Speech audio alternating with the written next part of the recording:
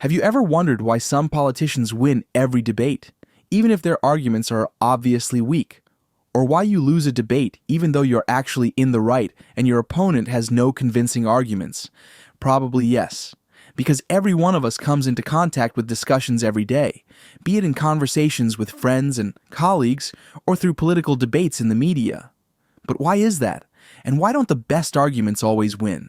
Quite simply, winning a discussion is not about being right, but about arguing strategically and using psychological tricks in a targeted manner.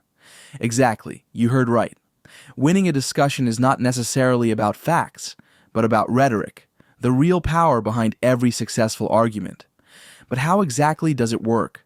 How can you dominate your opponent in a discussion and make them look stupid, even if they are actually in the right? Basically, there are two ways to win a discussion. The first is the honest but laborious way, to acquire in-depth knowledge and actually be in the right. But let's be honest, who always has the time and inclination to do this? This is precisely why the most successful speakers, politicians, and manipulators take the second route. They deliberately use rhetorical tricks and unethical tactics. Because winning a debate doesn't mean defending the truth. It means appearing more convincing than the other person. And it is precisely these tactics that you will learn in this video. With these language tricks, you will not only win every discussion, but also recognize when others are trying to manipulate you and others. Because rhetoric can distort reality. It can make people believe that you are right, even if neither logic nor facts are on your side. Arthur Schopenhauer listed 38 of these manipulation techniques in his Eristic Dialectic, and I will show you the 6 most effective ones. These tricks are easy to use, but even if you don't want to use them, you should know them, because only those who see through them can defend themselves against them. Let's start with the first and probably most effective technique, the so-called straw man argument. This method is constantly used by politicians, the media, and professional debaters, and yet very few people see through it. The idea behind it is simple. You twist or exaggerate your opponent's argument so much that it becomes ridiculous or easy to attack. You then refute not the actual argument, but the distorted version of it. A classic example is, person A says, "We should rethink our military spending and perhaps reduce it," to which person B replies, "Ah, so you want our country to be completely defenseless and we can no longer defend ourselves? Can you see the trick? Person A never said that the military should be completely abolished, but person B's distortion suddenly makes the original statement seem extreme and unrealistic. If you do this skillfully, you can quickly portray your opponent as naive or even dangerous. But how can you defend yourself against this? Quite simply, insist that your original argument is reproduced correctly. A good response would be, "I never said we should abolish the military. I only suggested we rethink spending. That's a big difference." The next trick is at least as powerful and is often used in heated debates, the so-called ad hominem argument. This method is particularly insidious because it doesn't attack the argument itself, but the person making it. Instead of dealing with a statement objectively, the opponent is attacked personally in order to make them untrustworthy. Here is an example. Person A says, "We should introduce stricter measures against pollution." Person B responds, "Oh, please, you drive a car yourself. What a hypocrite." Can you see the problem? Instead of responding to the argument, person B distracts from the actual discussion and attacks person A's credibility. This is particularly effective because it raises doubts in the audience.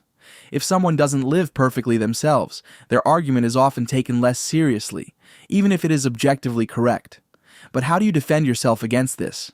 Quite simply, steer the conversation back to the factual level. A perfect answer would be, "My personal lifestyle doesn't change the fact that pollution is a problem. Let's talk about the issue, not about me."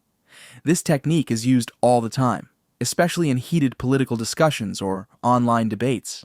Despite this, there is an even more sophisticated method used to manipulate people in conversations, namely, using the false dichotomy, also known as black and white thinking. This method works by reducing the debate to two extreme options and pretending that there is no intermediate solution. This forces the opponent into an uncomfortable position because every choice they make makes them appear either radical or weak. Here's an example. Person A says, "I think we should seek a diplomatic solution before we intervene militarily." Person B replies, So you're in favor of us just standing idly by and letting our enemies overrun us? This suggests to the audience that there are only two options.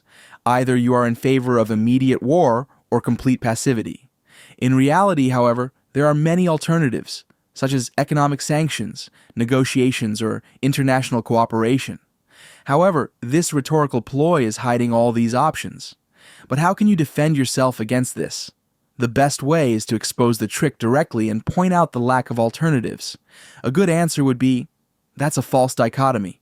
I'm not saying we shouldn't do anything. There are many other actions we could take. Why are you ignoring those options? This technique is particularly tricky because it is often adopted unconsciously. Once you pay attention, you'll see it everywhere. On political talk shows, in advertising campaigns, and even in personal discussions. If you found value up to this point, I'd appreciate your support by subscribing and giving this video a thumbs up.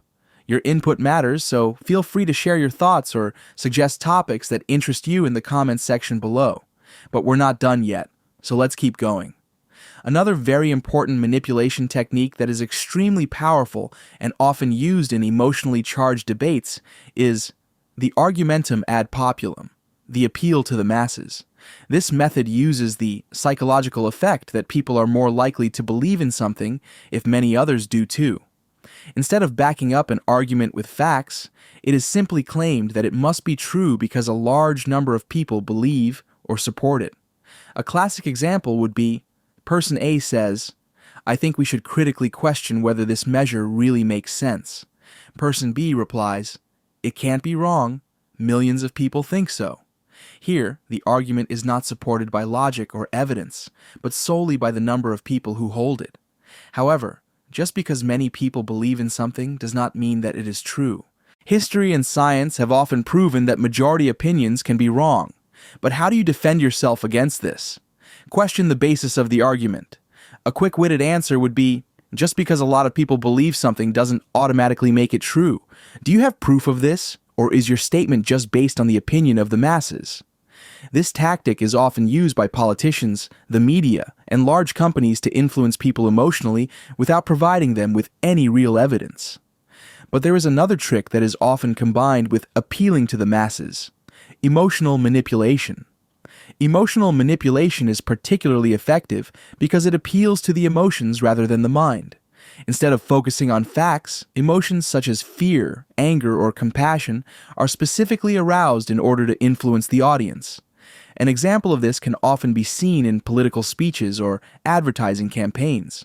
Imagine someone arguing, if we don't implement this measure, the consequences will be catastrophic. Our future is at stake. Instead of providing factual reasons, panic is deliberately created here to get people to act. This principle can be found everywhere, from political election campaigns to headlines in the media that deliberately exaggerate in order to generate clicks and attention. How can you protect yourself from this? The best way is to stay calm and ask for concrete facts. A good answer would be, that sounds dramatic, but can you back it up with figures or evidence? This question alone often exposes the trick, because emotional manipulation only works as long as emotions are stronger than rational thinking. The last, very effective manipulation technique that is often used in debates is the Argumentum Ad Ignorantiam, also known as the argument from ignorance. This technique is based on the false assumption that something must be true just because it has not been disproved, or that something must be false because it has not been proven. Instead of providing real evidence for an assertion, it is simply pointed out that there is no evidence to the contrary. A classic example would be, Person A says, I believe there is extraterrestrial life. Person B replies, there is no scientific evidence for this. To which Person A replies, but there is also no proof that they don't exist, so they must exist. This is a reversal of the burden of proof. Instead of providing evidence for one's own assertion, the other party is asked to prove the opposite, which is often impossible. This technique is particularly popular in pseudoscientific or conspiracy theory arguments. Another example is, no one has proven me wrong, so it's true.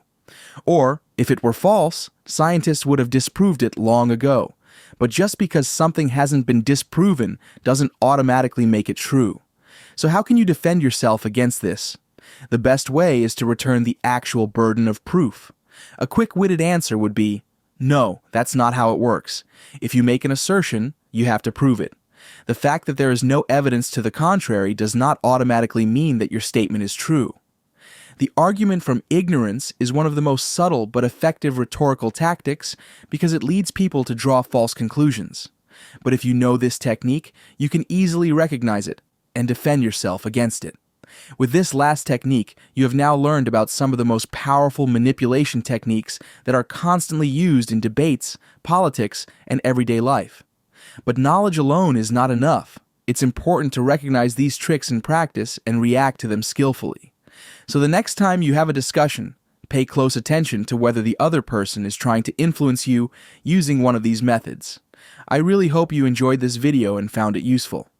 Post your thoughts in the comments box below, and also which of these manipulation techniques you have already experienced or even unconsciously used yourself.